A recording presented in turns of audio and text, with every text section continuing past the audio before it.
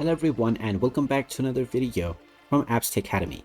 In this video, I'm going to show you how to add a text onto your images within Snapseed. So let's get started right away. First of all, open up the Snapseed application on your device. And after opening it up, you can tap on the plus button in order to choose any image from your library to start editing it right away. Once you open up this image, you will see the various different options that you can use as presets from the styles menu. Now, once you are done editing, and if you wish to add any text on top of your image, then simply tap on the tools option and then scroll down and you will see the text button. Go ahead and tap on it.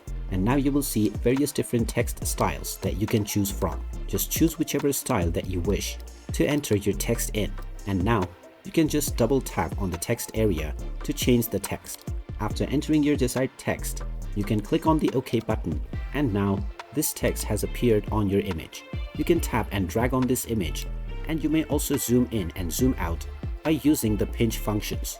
After placing your text within your desired location, you can tap on the tick mark and you can make changes to your text at any time from the edit stack and the view edits menu. And there you have it. That is how easy it is to add any text onto your edits within Snapseed.